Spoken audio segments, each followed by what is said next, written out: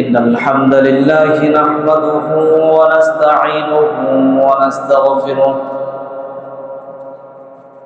ونؤمن به ونتوكل عليه ونعوذ بالله من شرور أنفسنا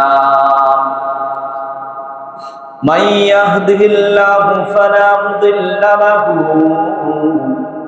ومن يضلله فلن تجد له وليا مرشدا نشهد أن لا إله إلا الله وحده لا شريك له ونشهد أن سيدنا وسندنا وحبيب ربنا وطبيب قلوبنا ومولانا محمدا عبد الله ورسوله أرسله بالحق بشيرا ونذيرا ودائعا إلى الله بإذنه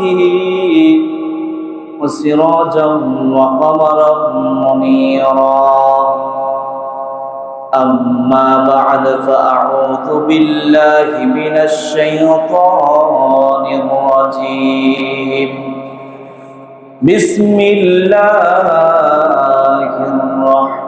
الرحمن الرحيم والعصر إن الإنسان لفي خسر إلا الذين آمنوا وعملوا الصالحات وتواصوا بالحق وتواصوا بالصبر صدق الله العظيم. وقال تعالى في شان حبيبه مخبرا وآمرا إن الله وملائكته يصلون على النبي يا أيها الذين آمنوا صلوا عليه وسلموا تسليما اللهم صل على سيدنا مولانا محمد وعلى آل سيدنا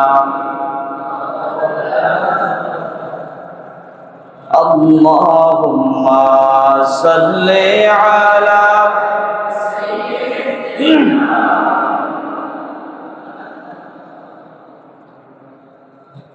وعلى آل سيدنا مولانا محمد ছিলে তুমি চোখের তারা আমরা যে আজ দৃষ্টিহীন তোমার আলো আভাস ছড়ায় আমাদের জীবনে প্রতিদিন আল্লাহুম্মা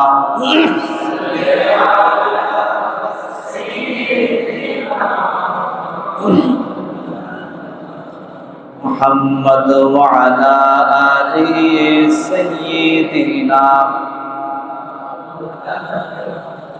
محمد بلغ العلا بكماله كشف الدجى بجماله حسنت جميع خصاله صلوا عليه وآله إن التيام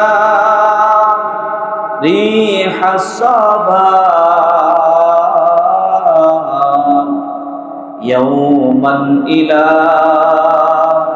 أرض الحرم بلغ سلامي রাউদাতাম فيها النبي المحترم بلغ العلا দিল খুলে كشف الدجى بجماله حسنت جميع خصاله صلوا عليه وآله আলহামদুলিল্লাহ। মহান আল্লাহ জাল্লা শাহর দরবারে অসংখ্য অগণিত শুকরিয়া যে আল্লাহ তাআলা আমাদেরকে সপ্তাহের অন্যতম একটি দিনে, পবিত্র একটি দিনে সকল কর্মব্যস্ততা থেকে নিজেকে ফারেক করে মসজিদে সমবেত হওয়ার তৌফিক দান করেছেন। এই কারণে আমরা অন্তরের অন্তঃস্থল থেকে আল্লাহ তাআলার শুকরিয়া আদায় করে আলহামদুলিল্লাহ। আমরা এখানে মসজিদে বসে আছি, আবার কেউ কেউ আছে তাদের কর্মব্যস্ততায় বিভিন্ন নানা কাজে ব্যস্ত, ঠিক কিনা? কিন্তু আল্লাহ তাআলা আমাদেরকে কর্মব্যস্ততা থেকে আলাদা করে মসজিদে আসার সুযোগ করে দিলেন। তাহলে এটা অনেক বড় শুকরিয়ার বিষয় নয় কি? অবশ্যই শুকরিয়ার বিষয়। আমার জন্য, আপনার জন্য আল্লাহ তাআলা কল্যাণ চান বলেই আমাকে আপনাকে আল্লাহ তাআলা মসজিদে উপস্থিত করিয়েছেন। এই কারণে তার শুকরিয়া অনেক বেশি আদায় করতে হবে।